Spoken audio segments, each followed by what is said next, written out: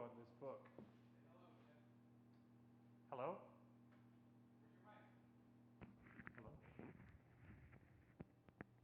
Hello.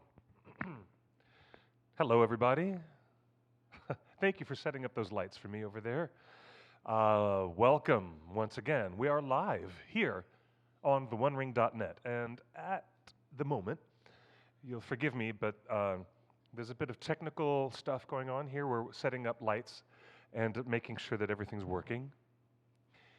Allow me to introduce myself. Here we are on the live stream of Torn Tuesday. My name is Clifford Broadway, your amiable host, co-hosting also with someone who is appropriately about 10 feet away from me. We are, as you know, ladies and gentlemen, as you know, we are in the middle of a very interesting time on this planet with the COVID-19 coronavirus making its way through different countries and a lot of surprising and sometimes perhaps alarming and stressful changes that everyone is going through, like not touching your face like I'm doing right now.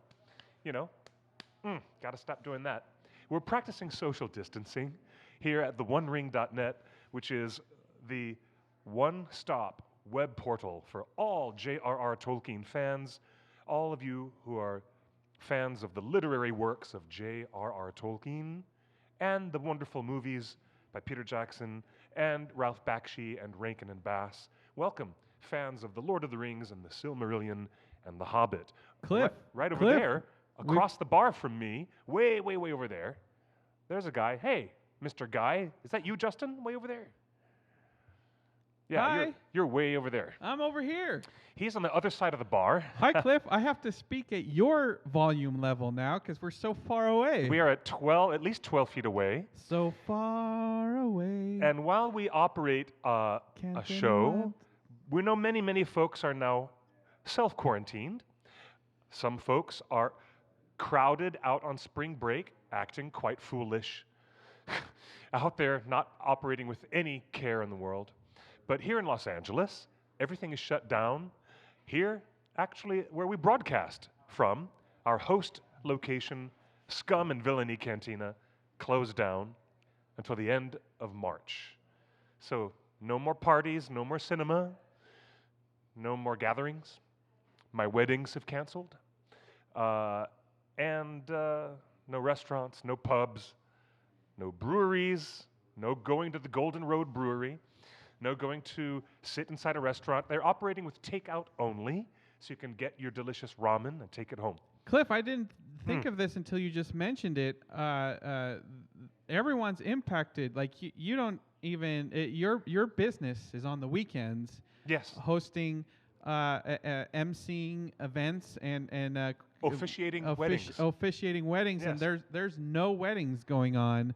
None are at they all. being rescheduled? They are. Or actually, my couples have rescheduled their April 4th wedding all the way from April 4th to next year, 2021. So they're just postponing it for 1 year. And I have another couple who are in late April. I have a feeling that they'll postpone till later this fall. And even with those strange interruptions in service, we are brave soldiers. We are fearless soldiers, and we will carry on.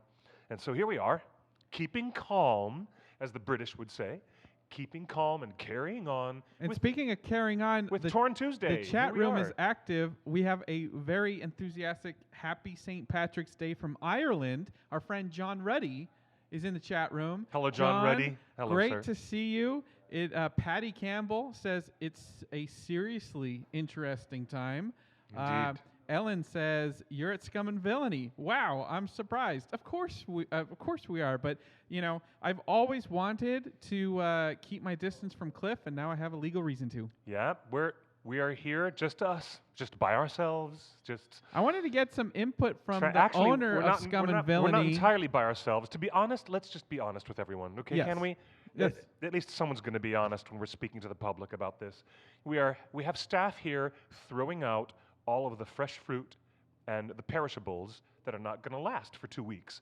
We're throwing out the delicious ingredients that they make fresh drinks with, and that includes cucumber, bar fruit, lemons, limes, oranges, and mint leaves, things like that, you know. But we're actually not throwing. We're gonna take them home and eat them. Look, I've got this We've delicious tangerine in my pocket.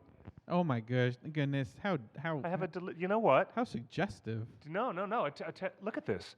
I want to eat healthy. You really do have a tangerine. I'm going to eat healthy. I'm going to keep my immune system in healthy shape. I'm going to eat vitamin C, fresh fruits. Here's the thing.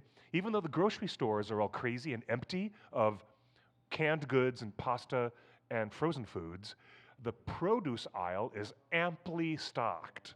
It's like no shortage of eating healthy. If you want to eat healthy now and switch to fruits and vegetables, now's a good time to do it because all the frozen pizzas are gone. No frozen pizza. That's right.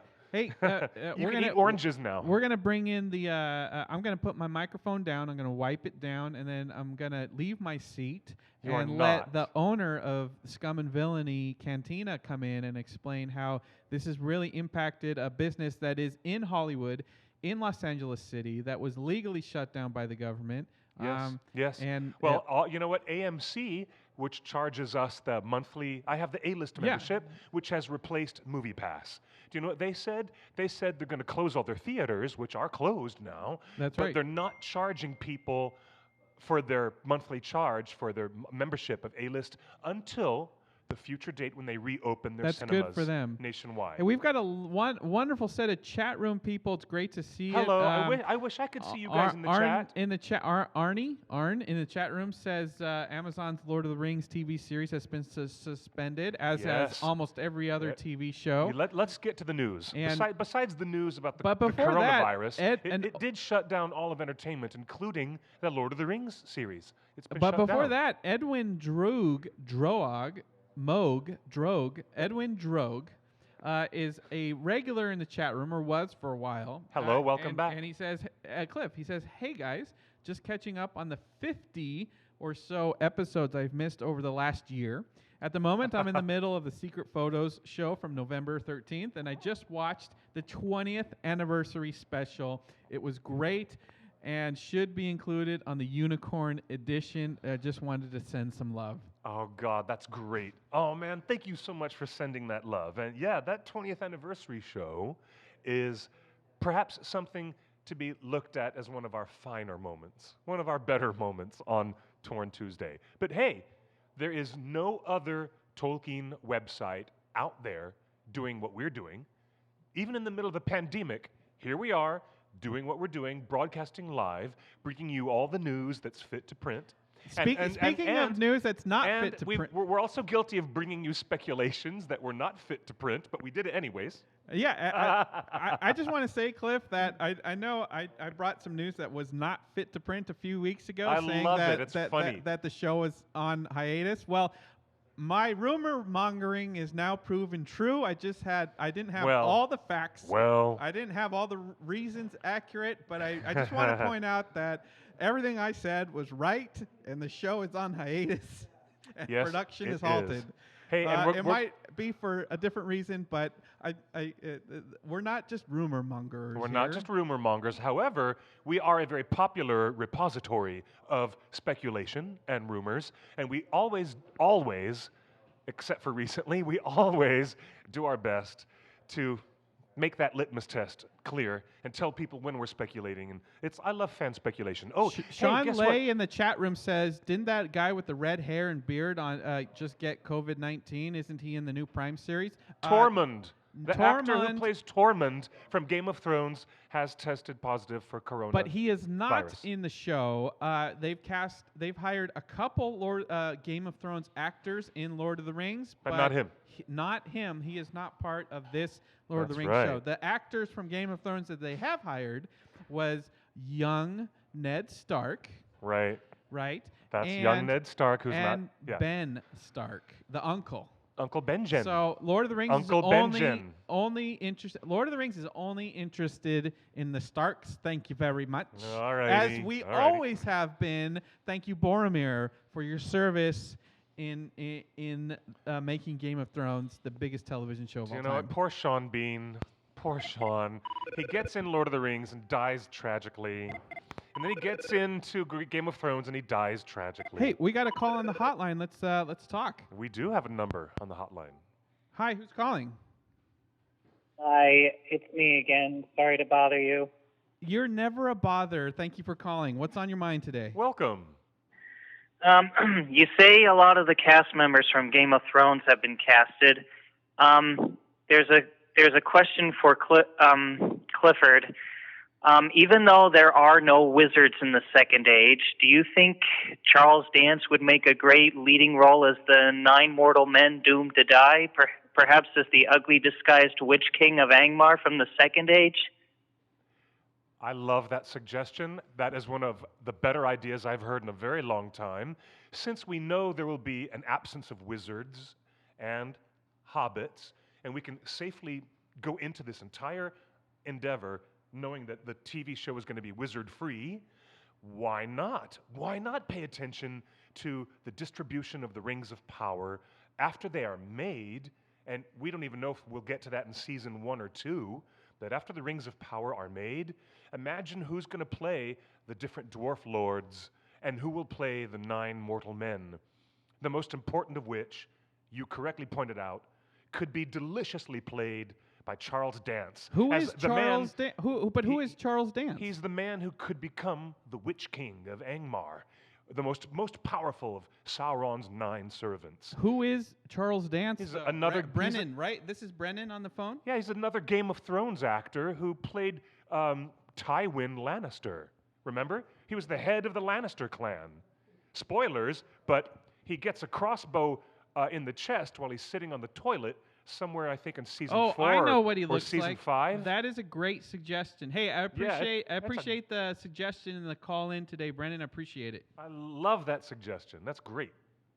You know, Oh, I'm sorry. Sorry. I hit the wrong button. We lost the call, but we have a Skype call that will be coming in. Did we get Drew hooked up on Skype?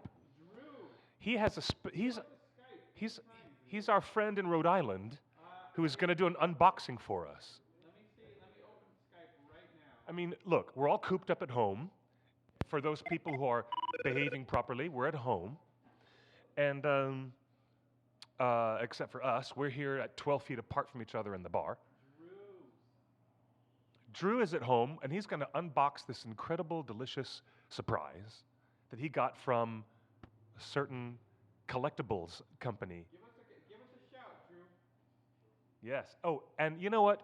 Because we're dealing with a time of all these health concerns, and everybody needs to feel comfort, and I'm going to get some comfort from doing a live reading of J.R.R. Tolkien. I'm going to read a chapter from The Return of the King that everyone knows called The Houses of Healing. Hey, we're getting another call. The Houses of Healing. I'm going to read this chapter live. Hi, who's calling? sorry you hung up on me. I mean, I'm trying to reach out to you through Skype myself after what you said, but... Oh, hey. Oh, yes. Sorry, we accidentally pressed the button. The Skype should be open now. Okay. Hold on, it's downloading something. I don't know what exactly, but... All right, I'm gonna leave. It's just loading. I'm gonna leave Skype open, so just give us a call on Skype when it's ready. All right, thank you. Thank you. All right, great to hear people. I like Charles Dance. He was great in Godzilla, King of the Monsters. Yes, he was. He was so good. Hey, let's go to the chat room. John Ruddy said he was a gentleman on the set.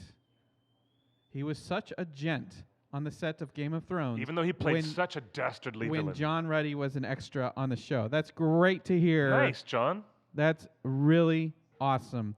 Ellen says, yay, Cliff doing a live read. Love that. Awesome. Board coasted? What's board coasted? Sean Lay. Kaylin Griffin is in the chat room. Kay has been one of our most active people for the longest time. And she says that she's 63 and she can't go out on anything. And our hearts are with you. Thank you for sequestering. Thank you all for sequestering. Darlene Broadway says, "Be safe, Cliff. Love and miss you." Oh, hey, that's my stepmom. Hello, Darlene. How are you? I was just getting text messages right now from all of our other siblings. Right now, Crystal and Tiffany and Sean, my siblings, my brothers and sisters, we're all group texting right now, and I'm trying to get my brother to come into the live chat too. How fun is that? Nice to hear from you, by the way. Yeah, and I love you too, and I am very safe, and I'm just sending this message right now. Now they know that you're live on the show. So, yes, a live reading is in store for those of us who, in times of great cultural and national stress, going back to the terrorist attacks of 9/11, that was when that happened in November, and we got our first taste of The Lord of the Rings in Fellowship of the Ring coming out in cinemas. And I'm glad that Warner Brothers did not delay the release of Fellowship of the Ring in late December, because it was 2 months after, not even a complete 2 months after the attacks of 9/11, and our country was still reeling and just disoriented and just so amazing. And here we are. The country is reeling again and disoriented. And there is comfort to be had from J.R.R. Tolkien. There is something incredibly soothing about being able to, stay at home and have a marathon of watching Lord of the Rings and putting it on in the background while you're going to sleep or going in and out of sleep, and all this wonderful imagery of hope against despair. It is so powerful and important to have these messages and these symbols, literary and cinematic, of hope against despair. And so here I am, about to, before we get to Drew and other people joining us live on the show, we'll do the unboxing after I read this chapter, chapter 8, from The Return of the King, The Houses of Healing. A mist was in Mary's eyes of tears and weariness when they drew near the ruined gate of Minas Tirith. He gave little heed to the wreck and slaughter that lay about all. Fire and smoke and stench was in the air, for many engines had been burned or cast into the fire pits, and many of the slain also, while here and there lay many carcasses of the great Southron monsters, half burned or broken by stone cast or shot through the eyes by the valiant archers of Morthond. The flying rain had ceased for a time, and the sun gleamed up above, but all the lower city was still wrapped in a smoldering reek. Already, men were laboring to clear a way through the jetsam of battle. And now, out from the gate came some bearing litters.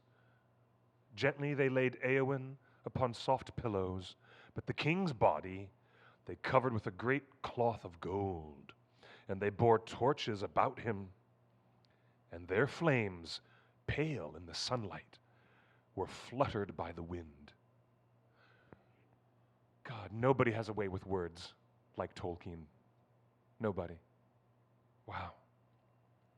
It's amazing the way he writes. So Theoden and Eowyn came to the city of Gondor, and all who saw them bared their heads and bowed, and they passed through the ash and fume of the burned circle, and went on up along the streets of stone. To Mary, the ascent seemed age-long, a meaningless journey in a hateful dream, going on and on to some dim ending that memory cannot seize. Slowly, the lights of the torches in front of him flickered, and went out. And he was walking in darkness. And he thought, this is a tunnel leading to a tomb. There we shall stay forever. But suddenly into his dream there fell a living voice. Well, Mary, thank goodness I have found you. He looked up, and the mist before his eyes cleared a little. There was Pippin. They were face to face in a narrow lane, and but for themselves it was empty. He rubbed his eyes. Where's the king? He said, and Eowyn. Then he stumbled and sat down on a doorstep and began to weep again. Oh, they've gone up into the citadel, said Pippin. I think you must have fallen asleep on your feet and taken the wrong turning. When we found that you were not with them, Gandalf sent me to look for you. Poor old Mary, how glad I am to see you again. But you are worn out. I won't bother you with any talk. But tell me, are you hurt or wounded? No, said Mary. Well, no, I don't think so. But I can't use my right arm, Pippin. Not since I stabbed him. And my sword burned all away like a piece of wood. Pippin's face was anxious. Well, you had better come with me as quick as you can, he said. I wish I could carry you. You aren't fit to walk any further. They shouldn't have let you walk at all. But you must forgive them. So many dreadful things have happened in the city, Mary, that one poor hobbit coming in from the battle is easily overlooked. It's not always a misfortune being overlooked, said Mary. I was overlooked just now by... No, I can't speak of it. Help me, Pippin, it's all going dark again, and my arm is so cold. Lean on me, Mary, lad, said Pippin. Come now, foot by foot, it's not far. Are you going to bury me? Said Mary. No, indeed, said Pippin, trying to sound cheerful, though his heart was wrung with fear and pity. No, we're going to the houses of healing. They turned out of the lane that ran between tall houses and the outer wall of the fourth circle, and they regained the main street, climbing up to the citadel. Step by step they went, while Mary swayed and murmured as one in sleep. I'll never get him there, thought Pippin. Is there no one to help me? I can't leave him here. Just then, to his surprise, a boy came running up behind, and as he passed, he recognized Burgil, Baragon's son. Hello, Burgil, he called. What are you doing? Where are you going? Glad to see you again, and still alive. Oh, I'm running errands for the healers, said Burgil. I cannot stay. Well, don't, said Pippin, but tell them up there that I have a sick hobbit, a Parian, mind you, come from the battlefield. I don't think he can walk so far.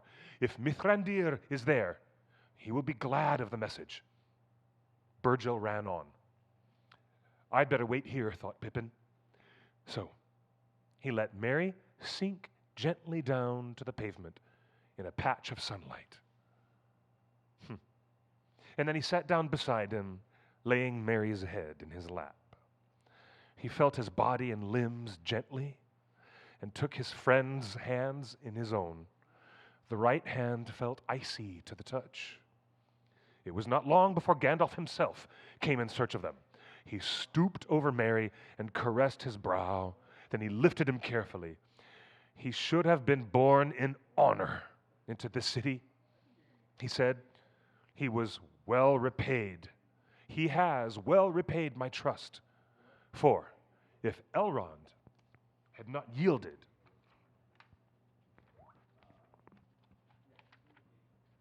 to me, neither of you would have not set out. And then far more grievous would the evils of this day have been. He sighed. And yet, here is another charge on my hands, while all the time the battle hangs in the balance. So, at last, Faramir and Eowyn and Meriadoc were laid in beds in the houses of healing, and there they were tended well. For though All lore was in these latter days fallen from its fullness of old. The leechcraft of Gondor was still wise, and skilled in the healing of wound and hurt, and all such sickness as east of the sea mortal men were subject to, save age only, save old age only. For that they had found no cure, and indeed the span of their lives had now waned to little more than that of other men, and those among them who passed the tale of 50 years with vigor were grown few, save in some houses of purer blood. But now their art and knowledge were baffled, for there were many sick of a malady that would not be healed, and they called it the Black Shadow, for it came from the Nazgul. And those who were stricken with it fell slowly into an ever deeper dream, and then passed to silence and a deadly cold, and so died. Sounds like the coronavirus. And it seemed to the tenders of the sick that on the healing and on the halfling and on the Lady of Rohan this malady lay heavily. Still, at whiles, as the morning wore away, they would speak, murmuring in their dreams, and the watchers listened to all that they said, hoping perhaps to learn something that would help them to understand their hurts. But soon they began to fall down into the darkness, and as the sun turned west, a gray shadow crept over their faces. But Faramir, he burned with a fever that would not abate. Gandalf went from one to the other, full of care, and he was told all that the watchers could hear. And so the day passed, while the great battle outside went on with the shifting hopes and strange tidings, and still Gandalf waited and watched and did not go forth, till at last the red sunset filled all the sky, and the light through the windows fell on the gray faces of the sick. Then it seemed to those who stood by that in the glow the faces flushed softly, as with health returning, but it was only a mockery of hope. Then an old wife, Ioreth, the eldest of the women who served in that house, looking on the fair face of Faramir, wept, for all the people loved him. And she said, "Alas, if he should die, would that there were kings in Gondor, as there were once upon a time," they say. "For it is said in old lore, the hands of the king are the hands of a healer." And so the rightful king could ever be known. And Gandalf who stood by, said, "Men may long remember your words, Ioreth, for there is a hope in them. Maybe a king has indeed returned to Gondor. Or have you not heard the strange tidings that have come to the city?" "I have been too busy with this and that to heed all the crying and the shouting," she answered. "All I hope is that those murdering devils do not come to this house and trouble the sick." Then Gandalf went out in haste, and already the fire in the sky was burning out, and the smoldering hills were fading, while ash-gray evening crept over the fields. Now, as the sun went down, Aragorn and Eomer and Imrahil drew near the city with their captains and knights, and when they came before the gate, Aragorn said, "Behold the sun setting in a great fire. It is a sign of the end and fall of many things, and a change in the tides of the world. But this city and realm has rested in the charge of the stewards for many long years, and I fear that if I enter it unbidden, then doubt and debate may arise, which should not be while this war is fought. I will not enter in, nor make any claim, until it be seen whether we or Mordor shall prevail. Men shall pitch my tents upon the field, and here I will await the welcome of the lord of the city." But Eomer said, "Already You have raised the banner of the kings and displayed the tokens of Elendil's house. Will you suffer these to be challenged? No, no, said Aragorn, but I deem the time unripe. And I have no mind for strife, except with our enemy and his servants. And the Prince Imrahil said, Your words, Lord, are wise, and I have no mind for strife except, your words, Lord, are wise, if one who is a kinsman of the Lord Denethor may counsel you in this matter. He is strong-willed and proud, but old, and his mood has been strange since his son was stricken down. Yet I would not have you remain like a beggar at the door. Not a beggar, said Aragorn. Say, a captain of the Rangers, who are unused to cities and houses of stone, and he commanded that his banner should be furled. And he did off the star of the North Kingdom, and gave it to the keeping of the sons of Elrond. Then the Prince Imrahil and Eomer of Rohan left him, and passed through the city and the tumult of the people, and mounted to the citadel. And they came to the hall of the tower, seeking the steward. But they found his chair empty, and before the dais lay Theoden, king of the Mark, upon a bed of state, and 12 torches stood about it, and 12 guards, knights both of Rohan and Gondor. And the hangings of the bed were green and white, and upon the king was laid the great cloth of gold up to his breast, and upon that his unsheathed sword, and at his feet his shield.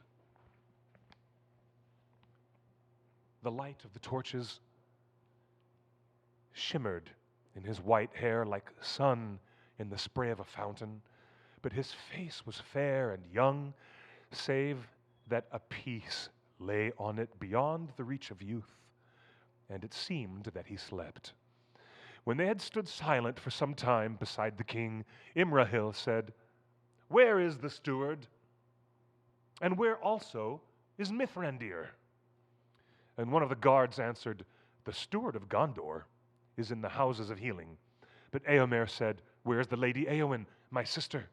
For surely she should be lying beside the king, and in no less honor.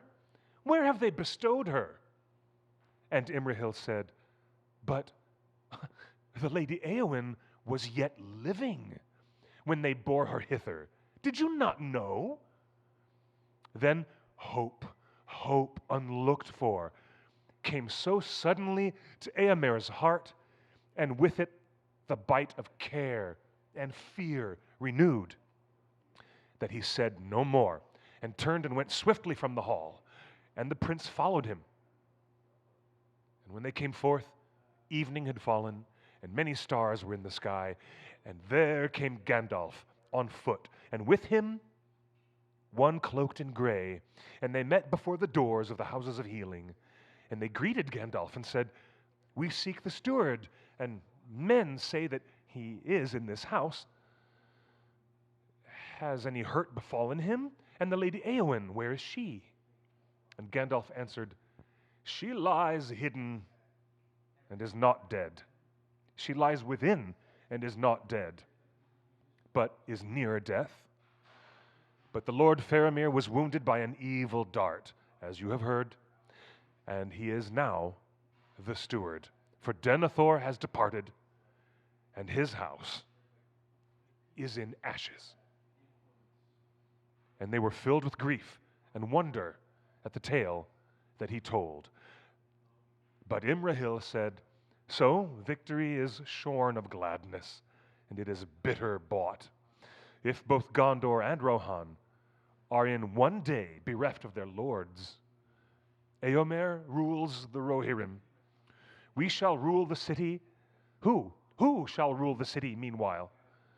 Shall we not send now for the Lord Aragorn?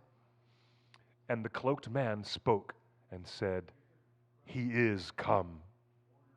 And they saw as he stepped into the light of the lantern by the door that it was Aragorn, wrapped in the gray cloak of Lorien above his mail, and bearing no other token than the green stone of Galadriel.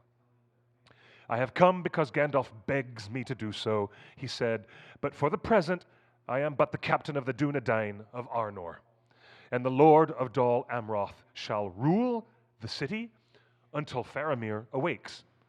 But it is my counsel that Gandalf should rule us all in the days that follow, and in our dealings with the enemy." And they agreed upon that. Then Gandalf said, "Let us not stay at the door, for the time is urgent. Let us enter, for it is only in the coming of Aragorn that any hope remains for the sick that lie in the house." Thus spake Ioreth, wise woman of Gondor. "The hands of the king are the hands of a healer, and so shall the rightful king be known." Then Aragorn entered first, and the others followed. And there at the door were two guards in the livery of the citadel, one tall, but the other scarce the height of a boy. And when he saw them, he cried aloud in surprise and joy, "Strider, how splendid! Did you know? I guessed it was you in the black ships, but they were all shouting corsairs and wouldn't listen to me. How did you do it?" Aragorn laughed and took the hobbit by the hand. "Well met indeed," he said, "but there is not time yet for travelers' tales." But Imrahil said to Eomer, "Is it thus that we speak to our kings? Yet maybe he will wear his crown in some other name?" And Aragorn, hearing him, turned and said, "Verily, for in the high tongue of old I am Elisar, the Elfstone, and the Renewer." The Renewer. And he lifted from his breast the green stone that lay there. "But Strider shall be the name of my house, if that be ever established. In the high tongue it will not sound so ill, and Telcontar I will be, and all the heirs of my body." And with that they passed into the house. And as they went towards the rooms where the sick were tended, Gandalf told of the deeds of Eowyn and Meriadoc. "For," he said, "long have I stood by them, and at first they spoke much in their dreaming, before they sank into the deadly darkness. Also it is given to me to see many things far off." Aragorn went first to Faramir, and then to the Lady Eowyn, and last to Merry. When he looked on the faces of the sick and seen their hurts, when he had looked on the faces of the sick and seen their hurts, he sighed. "Here I must put forth all such power and skill as is given to me," he said. "Would that Elrond were here, for he is the eldest of all our race and has the greater power." And Eomer, seeing that he was both sorrowful and weary, said, "First you must rest, surely, and at the least eat a little." But Aragorn answered, "Nay, for these three, and most soon for Faramir, time is running out. All speed is needed." Then he called to Ioreth, and he said, "You have store in this house of the herbs of healing?" "Yes, Lord," she answered, "but not enough, I reckon, for all that will need them. But I am sure I do not know where we shall find more, for all things are amiss in these dreadful days, what with fire and burnings, and the lads that run errands so few, and all the roads blocked." Sounds like the coronavirus. Ioreth is talking about the grocery stores running out and not having stores or any supplies. But she's talking about their private stores of herbs and remedies for the sick. "And the lads that run errands so few, and all the roads are blocked.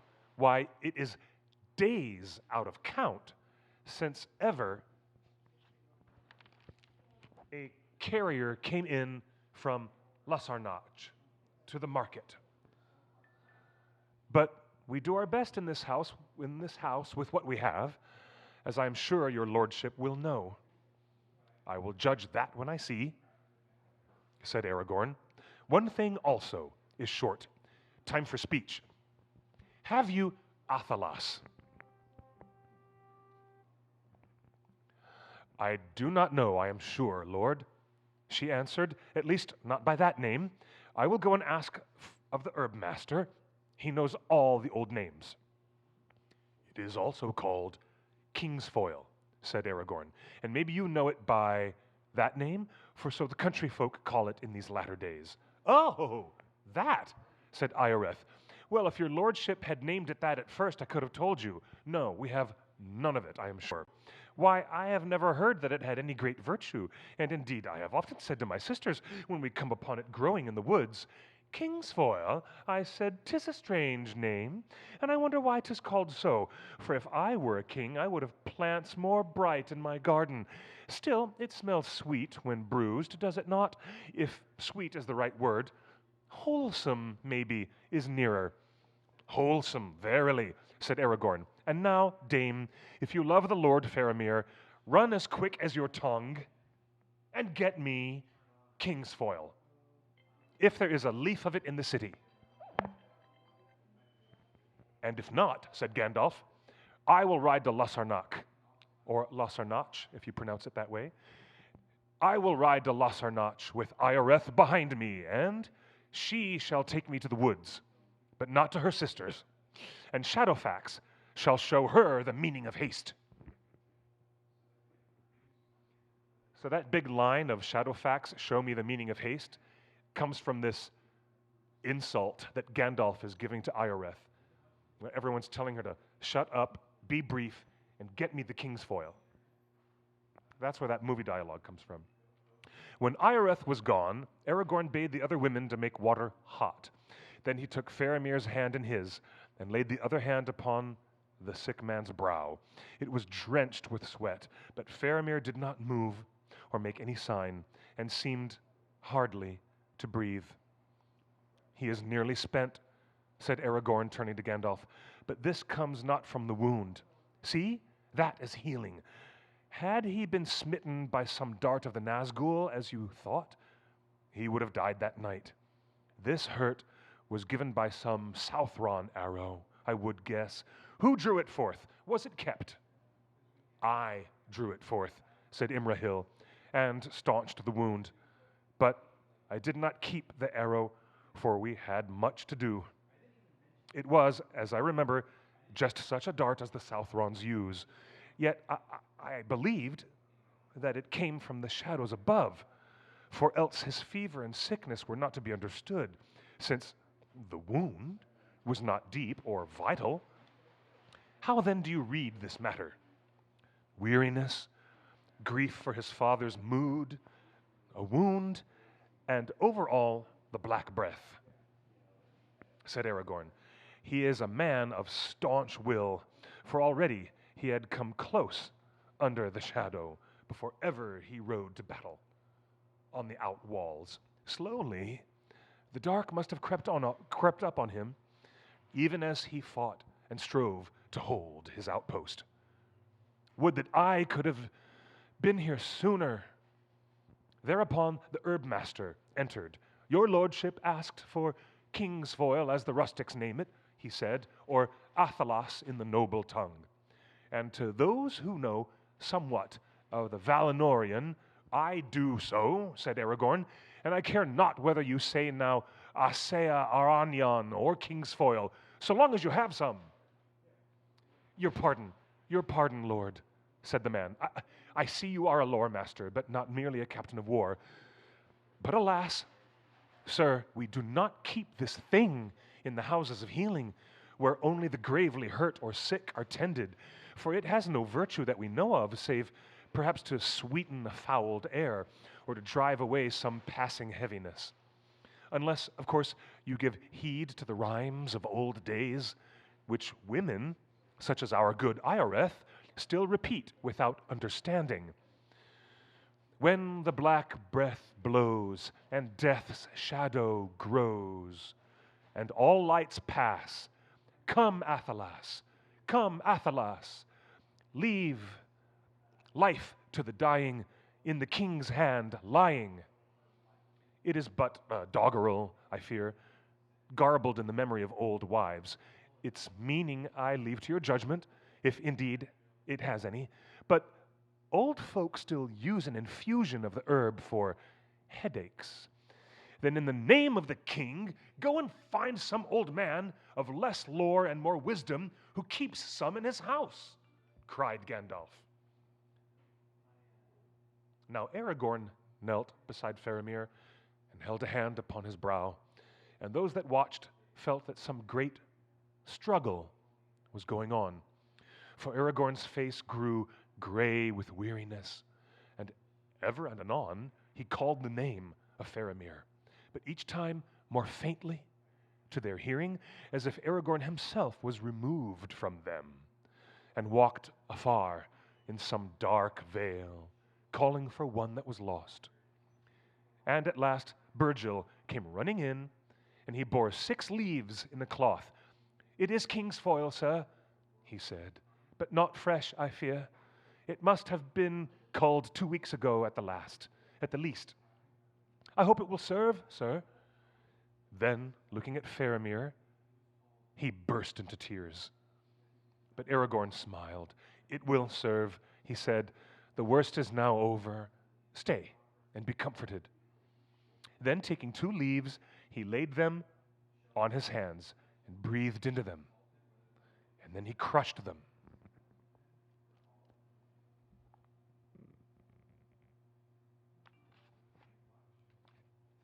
And straightway, a living freshness filled the room, as if the air itself awoke and tingled, sparkling with joy.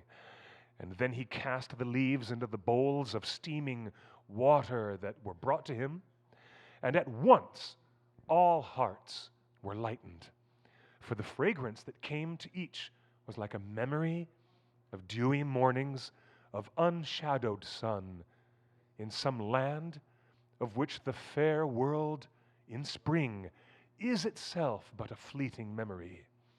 But Aragorn stood up as one refreshed, and his eyes smiled as he held a bowl before Faramir's dreaming face.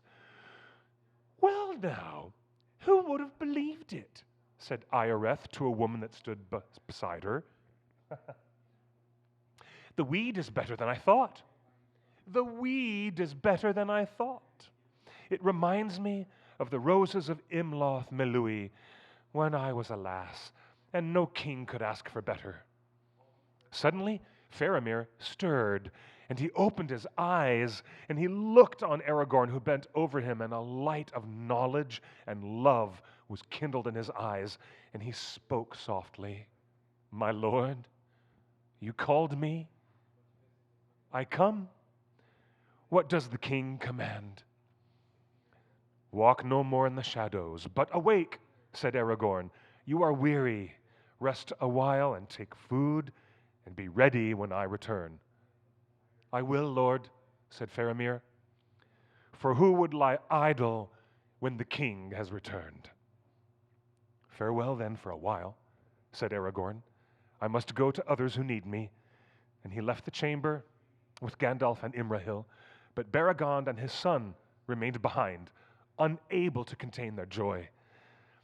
And he followed Gandalf and shut the door. Pippin heard Ioreth exclaim, King, did you hear that? What did I say? The hands of a healer, I said. And soon the word was gone out from the house that the king was indeed come among them. And after war, he brought healing, and the news ran through the city. Wow. But Aragorn came to Eowyn, and he said, Here there is a grievous hurt and a heavy blow. The arm that was broken has been tended with due skill, and it will mend in time if she has the strength to live. It is the shield arm that is maimed, but the chief evil comes through the sword arm. In that there now seems no life, although it is unbroken. Alas, for she was pitted against a foe beyond the strength of her mind or body. And those who will take a weapon to such an enemy must be sterner than steel, if the very shock shall not destroy them. It was an evil doom that set her in this path. For she is a fair maiden, fairest lady of a house of queens, and yet I know not how I should speak of her. When I first looked on her and perceived her unhappiness, it seemed to me that I saw a white tower standing straight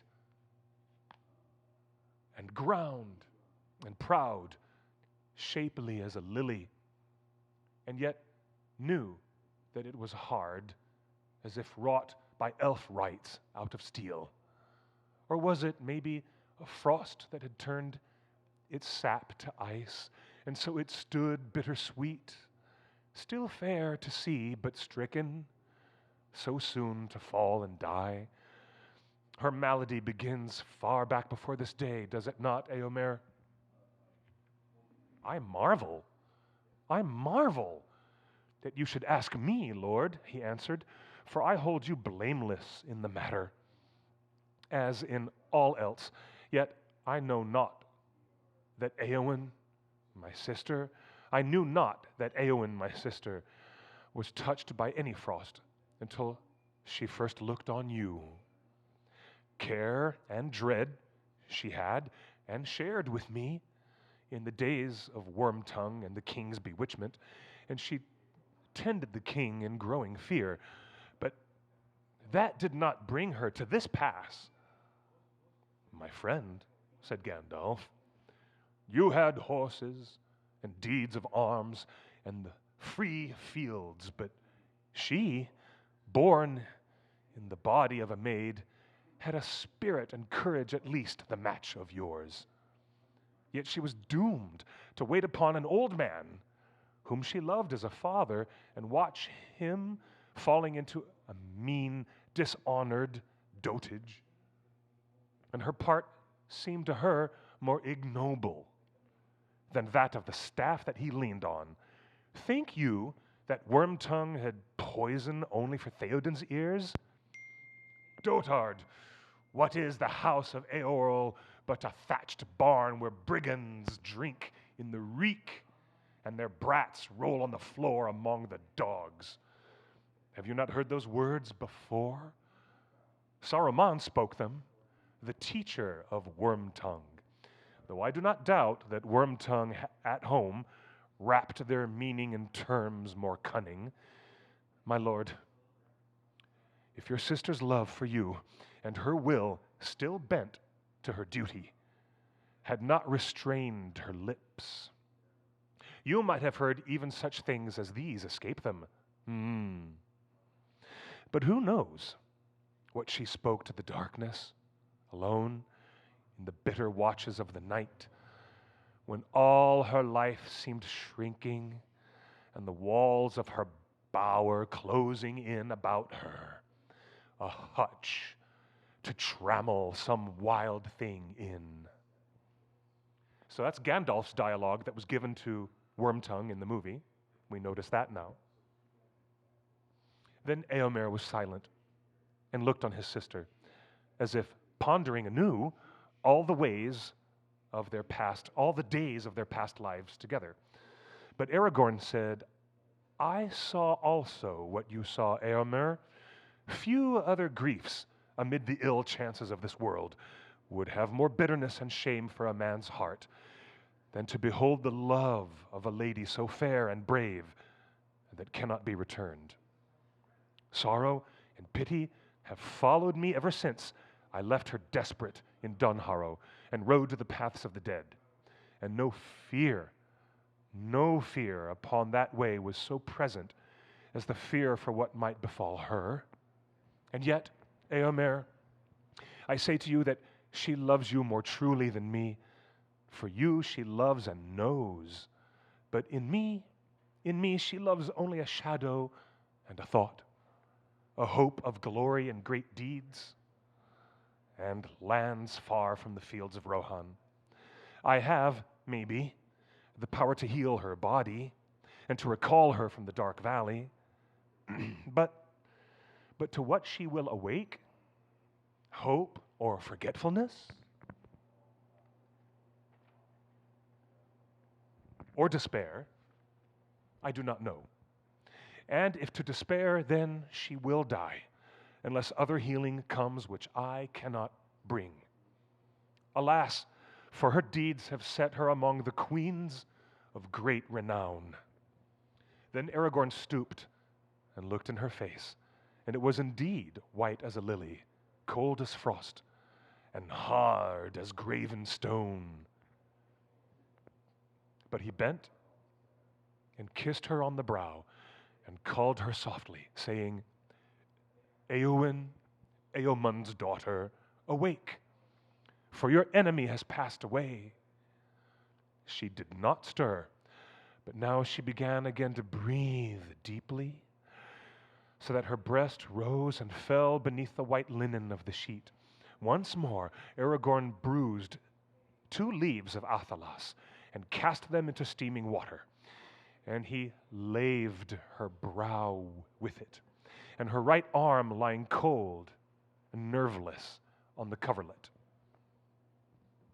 Then, whether Aragorn had indeed some forgotten power of Westerness, or whether it was but his words of the Lady Eowyn that wrought on them, as the sweet influences of the herb stole about the chamber, it seemed, to those who stood by, that a keen wind blew through the window, and it bore no scent, but was an air wholly fresh and clean and young, as if it had not before been breathed by any living thing, and came new made from snowy mountains high beneath a dome of stars, or from shores of silver far away, washed by seas of foam.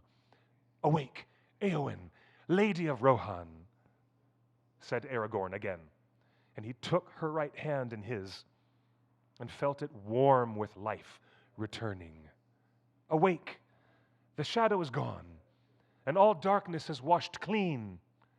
Then he laid her hand on Eomer's and stepped away. Call her, he said, and he paused silently, and he passed silently from the chamber. Eowyn, Eowyn, cried Eomer amid his tears. But she opened her eyes and said, Eomer, what joy is this? For they said that you were slain. Nay, but that was only the dark voices in my dream. How long have I been dreaming? Not long, my sister, said Eomer, but think no more on it. I am strangely weary, she said. Oh, I must rest a little. But tell me, what of the Lord of the Mark? Alas, do not tell me that was a dream, for I know that it was not. He is dead, as he foresaw. He is dead, said Eomer, but he bade me say farewell to Eowyn, dearer than daughter. He lies now in great honor in the citadel of Gondor. Oh, that is grievous, she said, and yet it is good beyond all that I dared hope in the dark days, when it seemed that the house of Eorl was sunk in honor less than any shepherd's cot. And what of the king's esquire, the halfling? Eomer, you shall make him a knight of the Riddermark, for he is valiant. He lies nearby in this house, and I will go to him, said Gandalf. Eomer shall stay here for a while, but do not speak yet of war or woe until you are made whole again. Great gladness it is to see you awake again to health and hope, so valiant a lady. To health, said Eowyn, it may be so, at least while there is an empty saddle of some fallen rider that I can fill, and there are deeds to do. But to hope, I do not know. Gandalf and Pippin came to Merry's room, and there they found Aragorn standing by the bed. "Poor old Merry," cried Pippin, and he ran to the bedside, for it seemed to him that his friend looked worse, and a grayness was in his face, as if a weight of years of sorrow lay on him. And suddenly a fear seized Pippin that Merry would die. "Do not be afraid," said Aragorn. "I came in time, and I have called him back. He is weary now and grieved, and he has taken a hurt like the lady Eowyn, daring to smite that deadly thing. But these evils can be mended, so strong and gay a spirit is in him. His grief he will not forget. But it will not darken his heart. It will teach him wisdom." Then Aragorn laid his hand on Merry's head, and passing his hand gently through the brown curls, he touched the eyelids and called him by name. Like the scent of orchards and of heather in the sunshine full of bees, suddenly Merry awoke, and he said, "I am hungry. What is the time?" "Past supper time now," said Pippin, "though I dare say I could bring you something, if they will let me." "Oh, they will indeed," said Gandalf, "and anything else that this rider of Rohan may desire, if it can be found in Minas Tirith, where his name is an honor." "Good," said Merry, "then I would like supper first, and after that, a pipe." At that his face clouded. "No, not a pipe. I don't think I'll smoke again." "Why not?" said Pippin. "Well," answered Merry slowly, "he's dead. It has brought it all back to me. He said he was sorry he had never had a chance of talking herb lore with me. Almost the last thing he ever said. I shan't ever be able to smoke again without thinking of him. And that day, Pippin, when he rode up to Isengard and was so polite."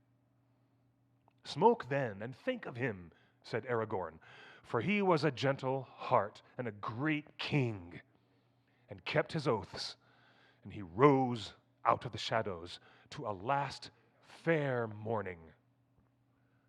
Though your service to him was brief, it should be a memory glad and honorable to the end of your days." Merry smiled. "Well then," he said, "if Strider will provide what is needed, I will smoke and think. I had some of Saruman's best in my pack, but what became of it in the battle, I'm sure I don't know." "Master Meriadoc," said Aragorn, "if you think that I have passed through the mountains and the realm of Gondor with fire and sword to bring herbs to a careless soldier who throws away his gear, you are mistaken.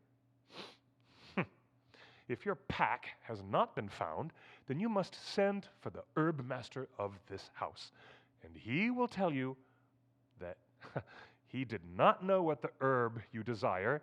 He will tell you that he did not know that the herb you desire had any virtues, but that it is called Westman's weed by the vulgar, and galenas, that is galenas by the noble, and other names in other tongues more learned, and after adding a few half-forgotten rhymes that he does not understand, he will regretfully inform you that there is none in his house.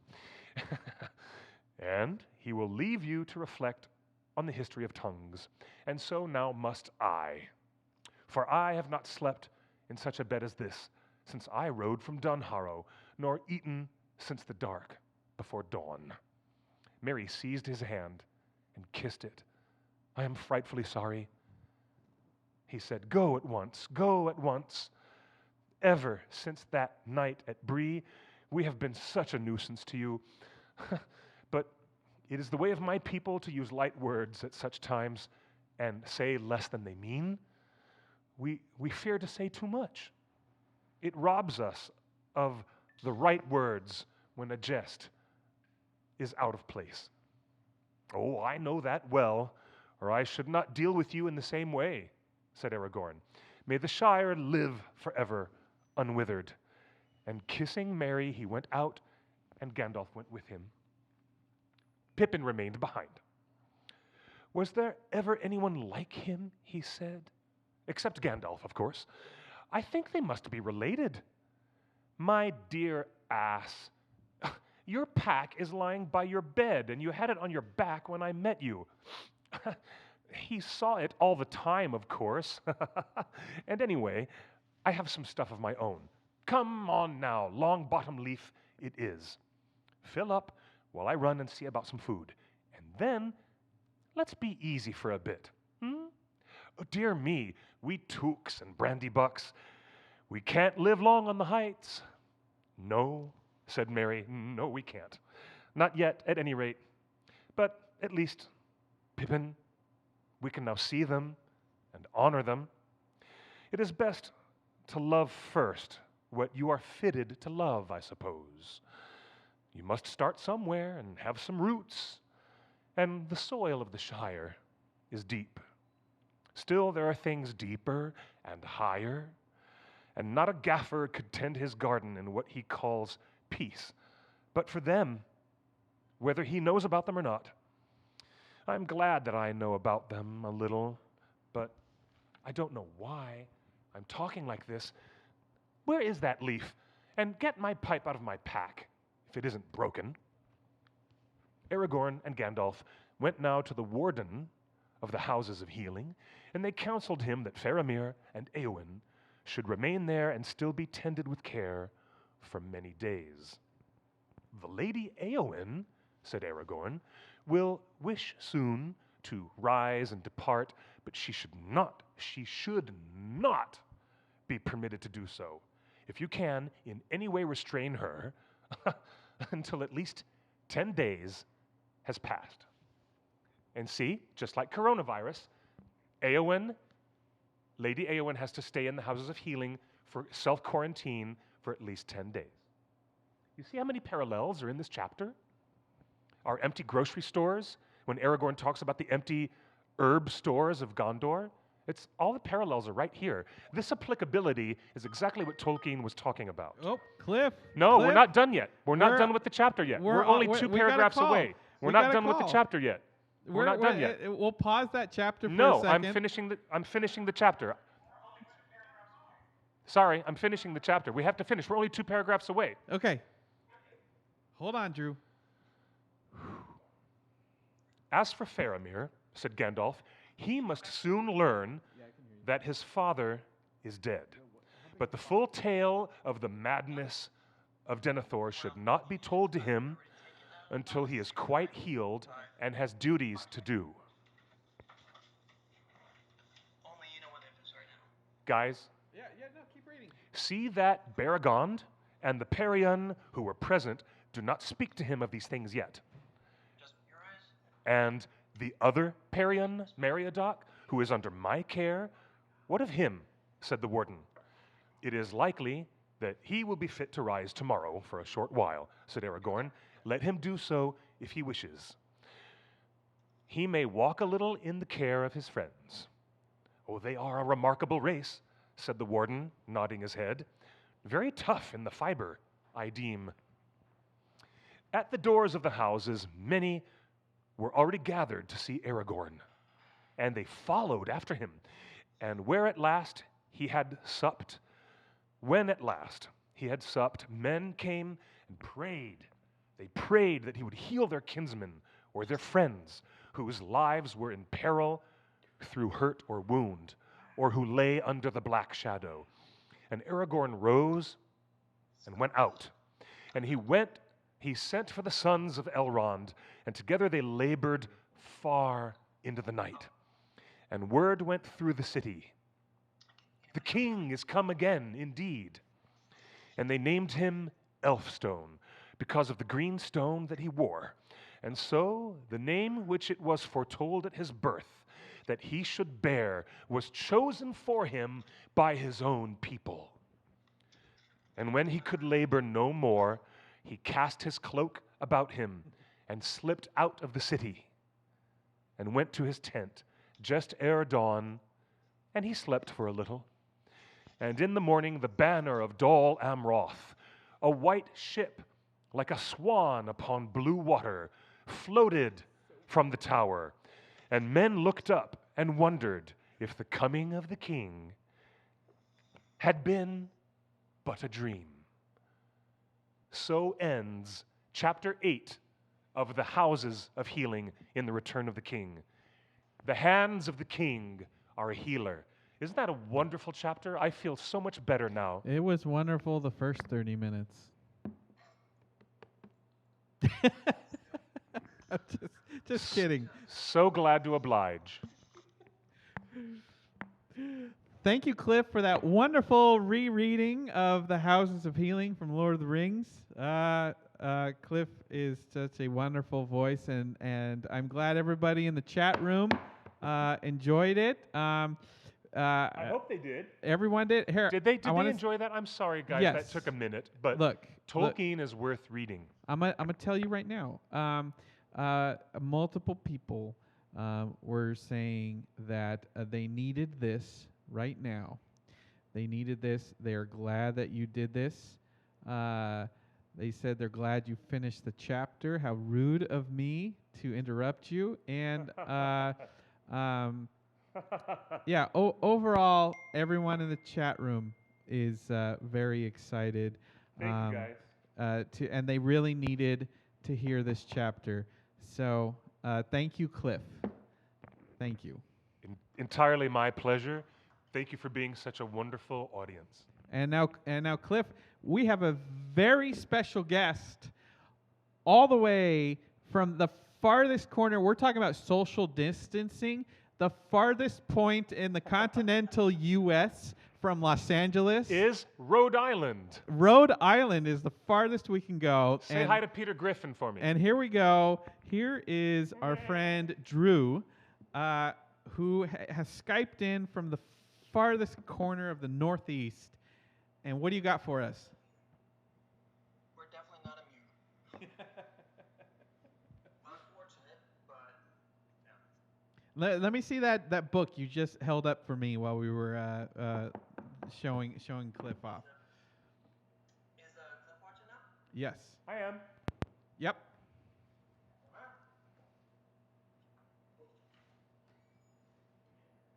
Cliff, Hi.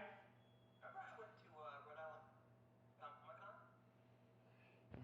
Yes, I remember. Wait, that was when you went to that convention. How long ago was that?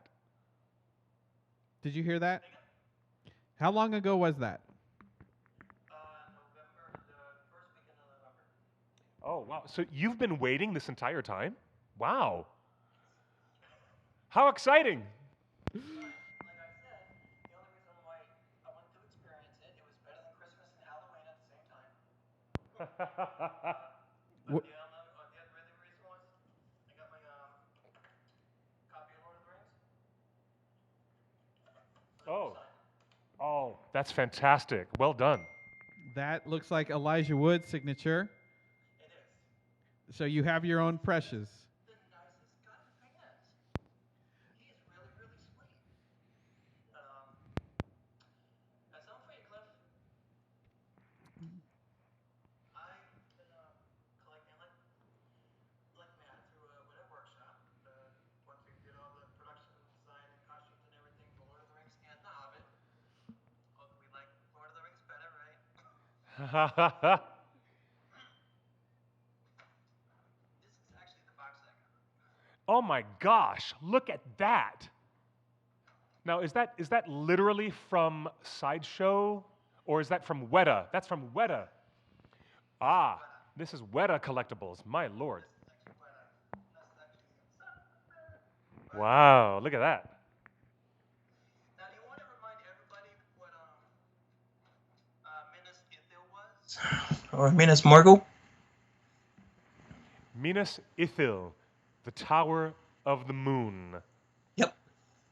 Because originally, when Gondor was founded, there was Minas Anor and Minas Ithil. One was the Tower of the Sun, and one was the Tower of the Moon, right? And in many ways, over the decades, that has led to further confusion about whether the two towers that J.R.R. Tolkien was referring to was either Orthanc or Minas Morgul, or maybe he was actually talking about beforehand when they were Minas Ithil and Minas Anor, right? I love that. So I just have to show you this baby right here. Oh my gosh, is that it? Oh Yes, wow, it check is. that out. Oh my gosh. That is amaze balls. That environment, how heavy is it? Huh? How heavy is that? I think it said about 15 pounds. Wow. So, but want to hold on to your butts there? Okay, hold on to your butts. Hey, I like a good quote from Ian Malcolm. No. That wasn't Ian Malcolm who said that, by the way. It was Samuel L. Jackson. Oh my goodness! Take away my Jurassic Park loyalty card. Clever girl. Look at that, Cliff. It lights up with the corpse light. Do you know? Mm-hmm. That is the most genius, cool thing ever. That is so cool. This is my new nightlight. It is a nightlight. Do you know what? Professor Tolkien referred to it as a corpse light. Yeah, that's what gave it such a sense of dread for all the travelers that approached it. Do you know what? I have the chapter right here in front of me. Just the sheer detail is just Wow. enough to, yeah. Let me find the passage in the chapter incredible. where they walk past the tower. Hmm? Wow. I mean, just the level of detail is enough to even just pay for it itself. Guys, oh my God, I'm so glad that you're hold it right there as long as you can. Please hold it back. It looks so great. Let everyone see that. Wow. And it's very, very, and it can be dimmable also, you know, the light. I didn't want to brighten up too much, but, and just the level of detail on it. And you can actually see the steps there, almost. Oh, You know where the paths? See them? I love that. That's great. So that's my new acquisition. I dig it. And the one thing that goes well with it is the first piece that I ever got. Really? Oh, I love that. Tell me, This goes well with it. This goes really well with it. how much did that environment? How much did both of those cost? For Minas Morgul, actually, Yeah, for the each main one. of the show, I think I'm just gonna keep it on there because it's just too pretty. This cost me $700. Holy deliciousness! It's worth it. I So love it. I had to do it in monthly payments. So I paid about $150 over the course of 6 months, 5 months. Yeah, 5 months. That's the So- way to do it. Wow. And I have another piece that I'm paying off that I hope to show off Let's in a do few it. months when I get it. Let's see it right now. Huh? Can we- I don't have it yet. I'm Oh, you still don't paying have it it. off. They only send it when you're done paying it off. That's awesome. Drew, But- I appreciate you showing us all this cool stuff. And And oh my gosh. I got my order Smaug. the best Smaug I think ever made. That is the best. I love that Smaug. It's great. I love that. Like the gold just shimmers, and I just like that. Aha. the I deep dig The it. level of detail, the sheer level of detail that they put into these things. I'm like,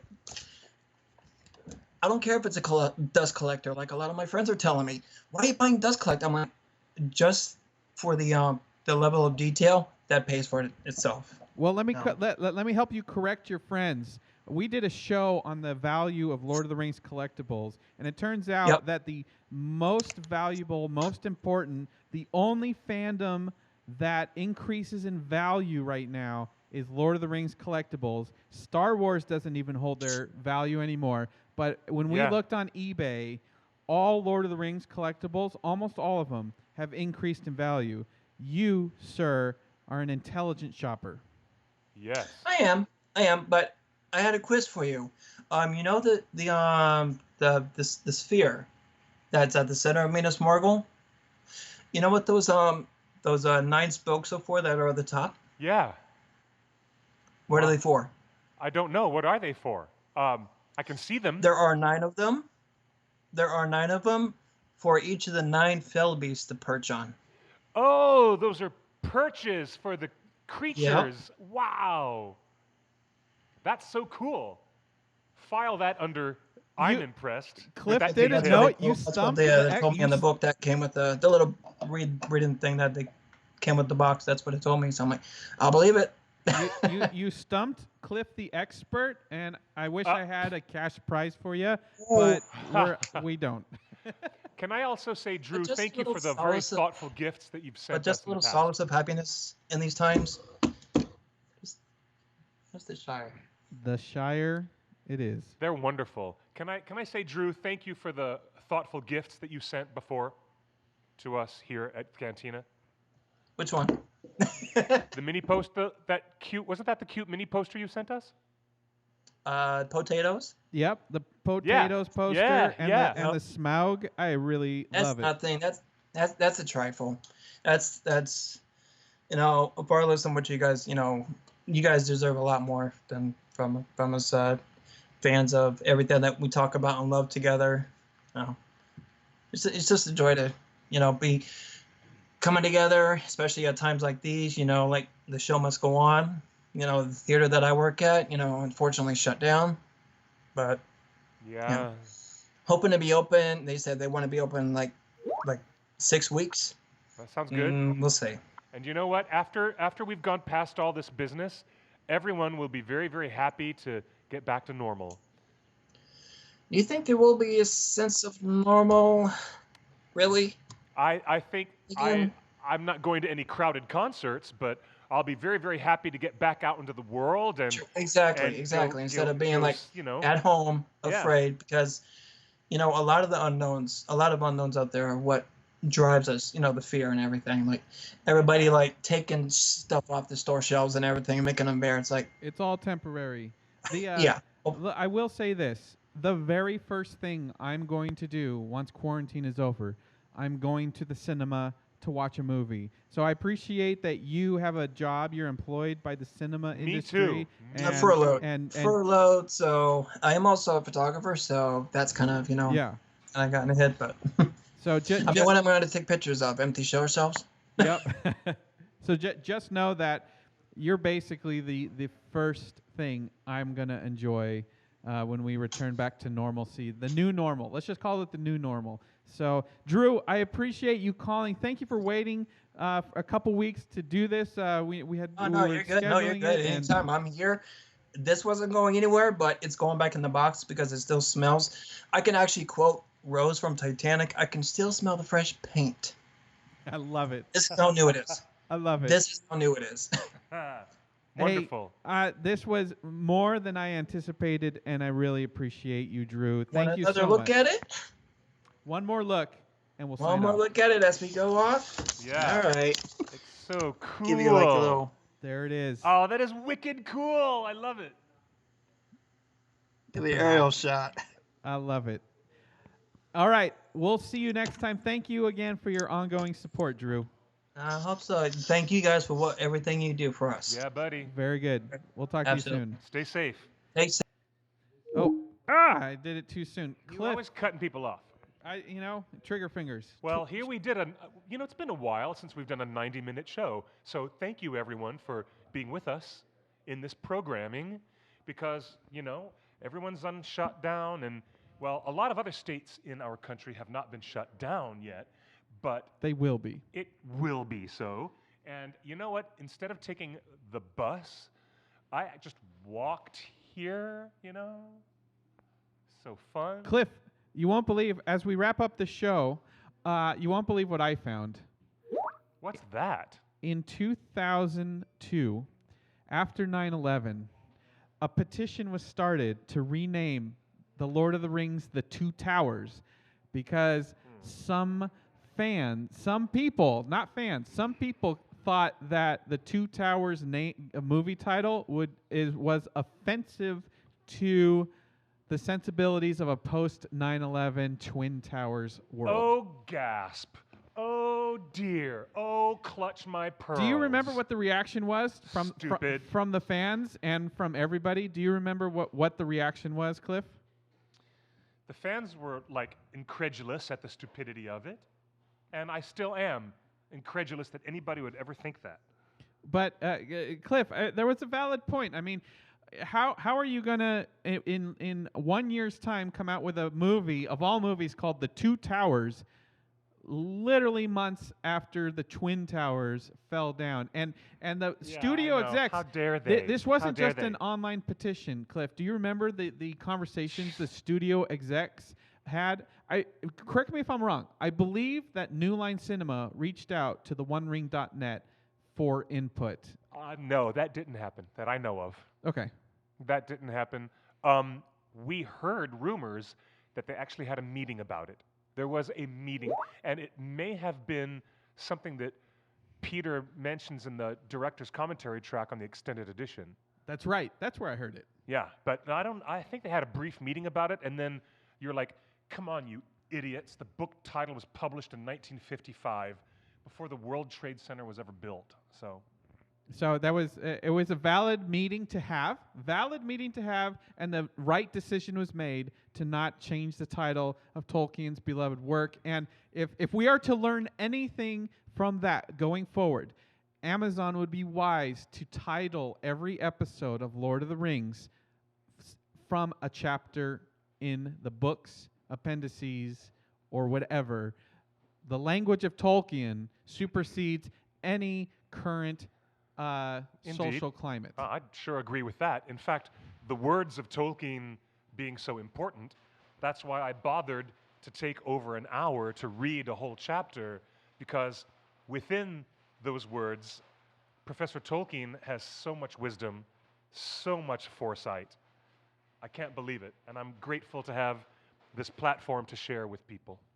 Cliff, Thank you for I listening. appreciate you coming in and reading the entire chapter of The Houses of Healing. Drew, thank you for calling in and giving us a bit of levity and showing why Lord of the Rings fans are so passionate. I wore my green today because it's St. Patrick's Day. Cliff did not. Cliff has no green on him. That is not true. This jacket is camo. That I got is green a on. black camo. That is not a green camo. You just have a green light pointed at it. No, it's quite green. Yeah, all right, let's get a second opinion. Do we have a Foolishness. second opinion? Is What that is a this green foolishness? jacket? You know what? Magic of Hollywood. It's green. It's fine. Cliff, you're a good guy. Thank you for showing social distance. Yeah. Thank you for coming to the show against all odds. I think we should continue doing the show every week. If the city locks it down even further, we can always do Skypes. But Yes, we can. This show will go on. Indeed it will, because beyond the dark clouds, when Frodo and Sam looked up from the plateau of Gorgoroth in their last moments of despair, Sam saw the starlight floating above this small little brief window that appeared in the clouds. And we have that for ourselves as a community, as a fandom. We share that unique hope and that awareness of what Professor Tolkien has taught us. We share that more than anybody. And we'll get through this. We're going to support each other. We're going to be fine. And we'll get out on the other side all the stronger. Thank you for being with us, everyone. It's wonderful to be here. You can follow us on social media, The One Ring Net, on Facebook, YouTube, Instagram, and everybody else in between. You can find me on Twitter and also Instagram at QuickBeam2000, a little Entish reference for you friends of Treebeard. And with that, should I say good night and good luck? I will say that. To you, Justin, thank you for being here too. And to everyone else out there in the world, buenas noches y buena suerte.